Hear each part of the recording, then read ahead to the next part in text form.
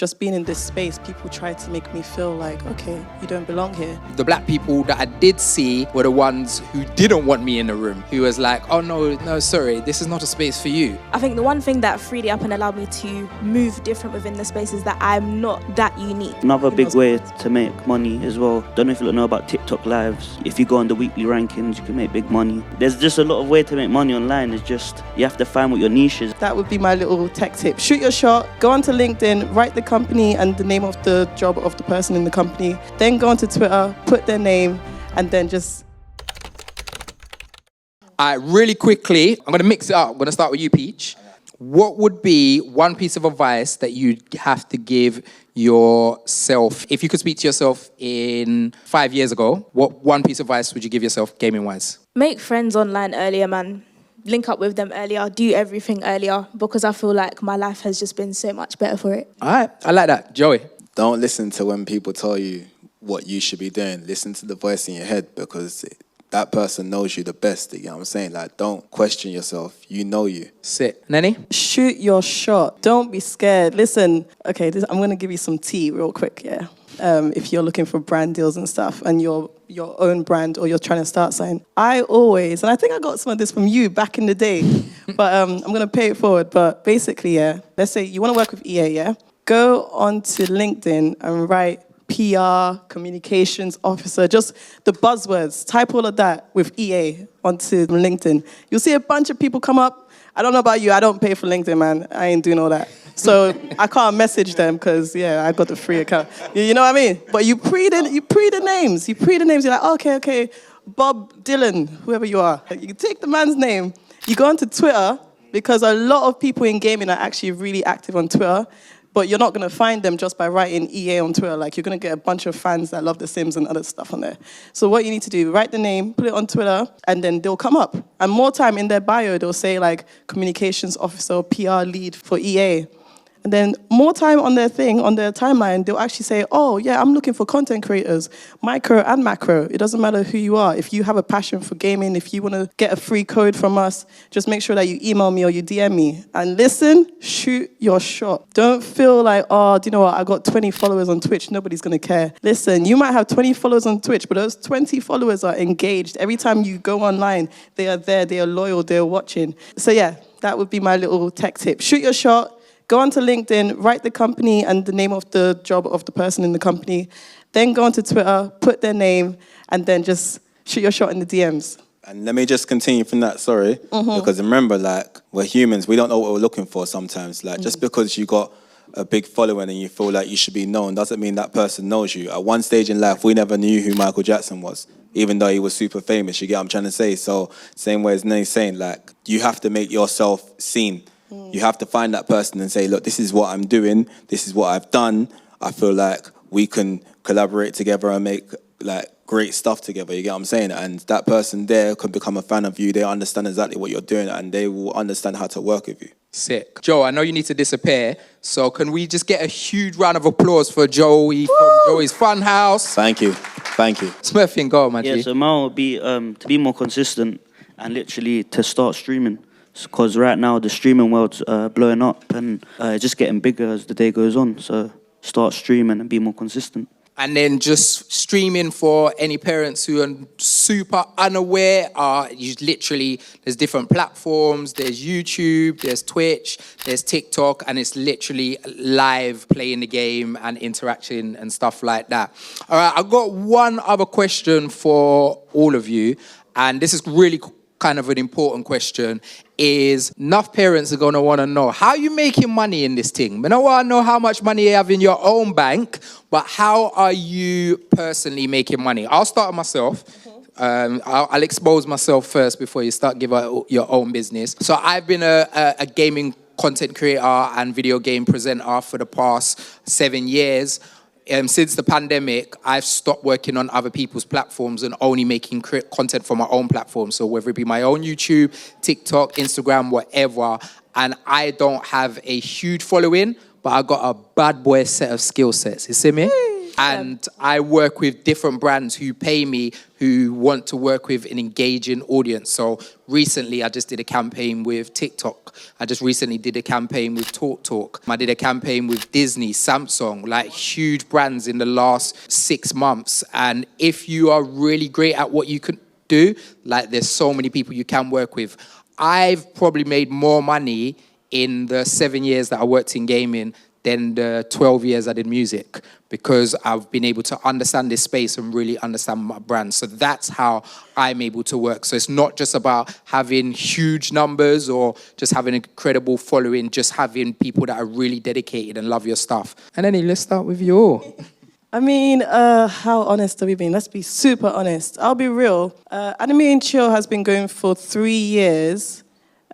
For context, Anime and Chill, we do anime and gaming events every month. Between 1 to 2.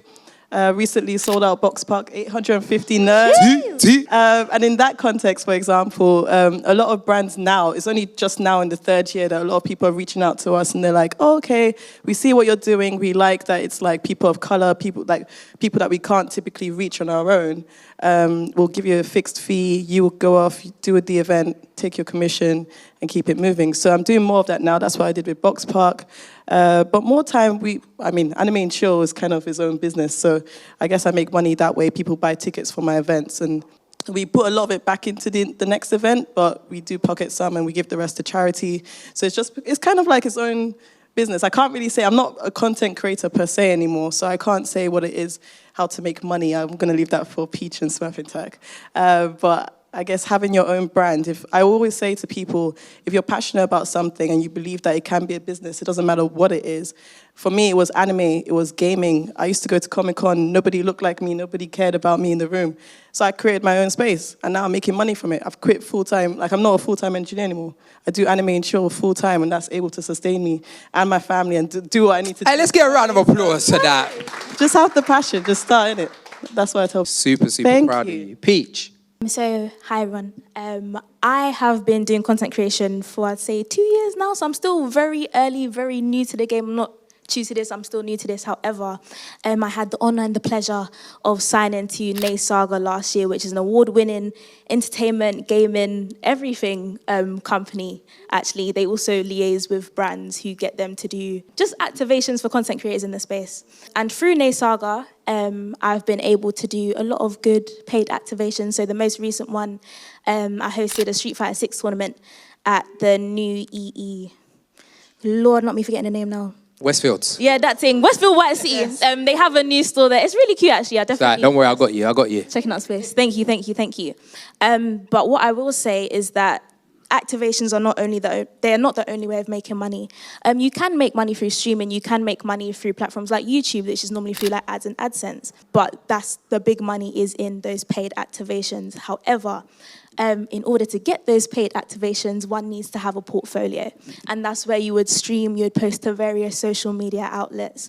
And you make a brand for yourself and give people something to look forward to and something to look at and say, this is what I do, this is what I'm good at, and this is how I can use my skills to put on an event for you and make it fun and attract people so that you guys can make more money. I feel like ads, streaming, and then the paid partnerships and the product reviews and the events come after that. Sick. Smurf and Turf? Me is basically Google AdSense. So with YouTube channel, it's Google AdSense, and also collabs and working with brands, sponsorships. And yeah, my biggest collab was Sidemen recently. Jeez. I went on to the Sidemen shoot. So That you, yeah? yeah.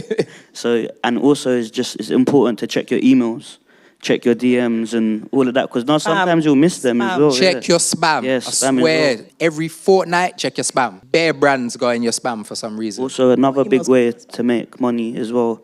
Don't know if you know about TikTok lives. If you go on the weekly rankings, you can make big money. Or even if you just stand there and say, thank you for the roses, thank you for the roses. You see things like, you could do that too. And there's just a lot of way to make money online. It's just, you have to find what your niche is, and just, as I said again, it's really important to be consistent. And so we're about to wrap up, but first, we just wanted to see, did you have any questions for anyone on the panel? Controversial.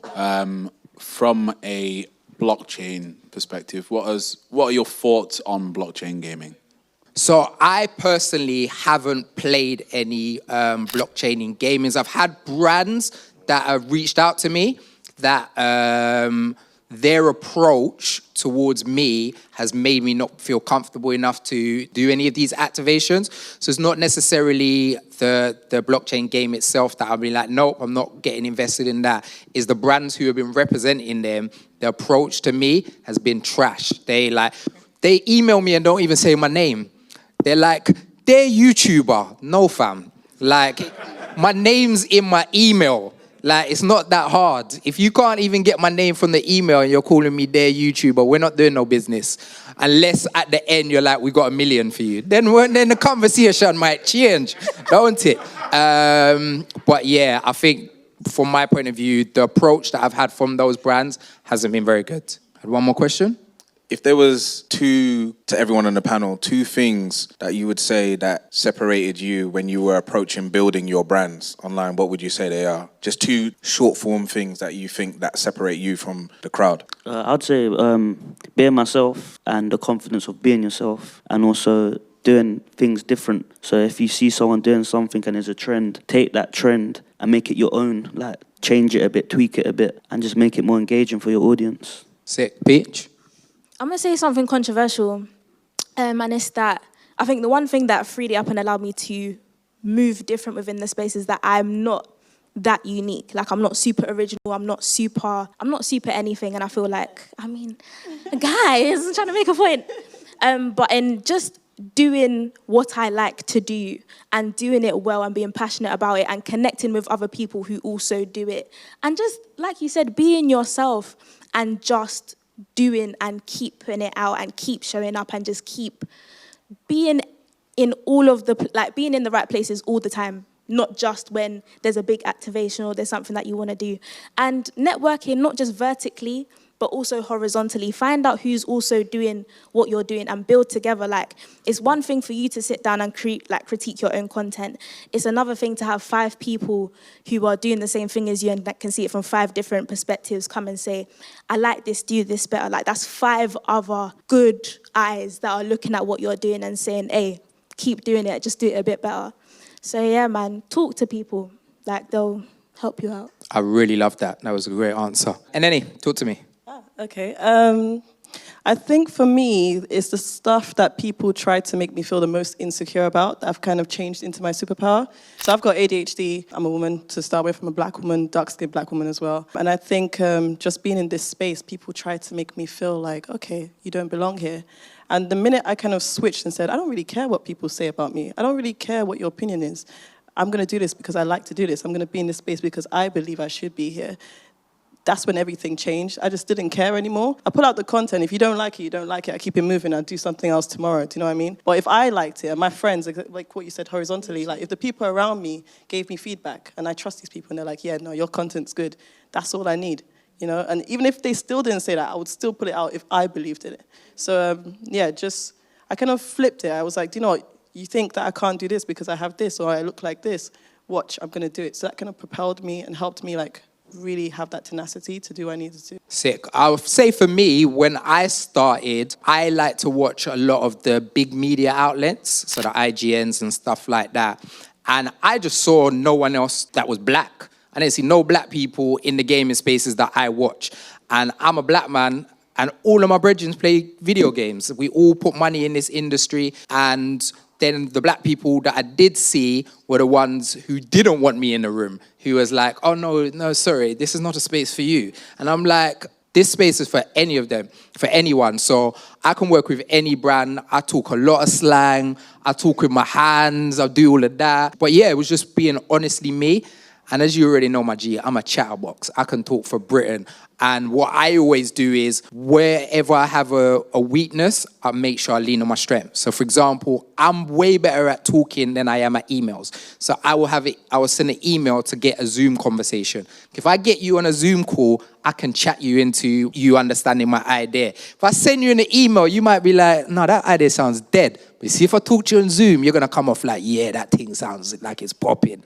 So always kind of using your weaknesses using them as your strengths like that. I just wanted to say thank you for everyone who listened to the panel. Thank you so much for your questions.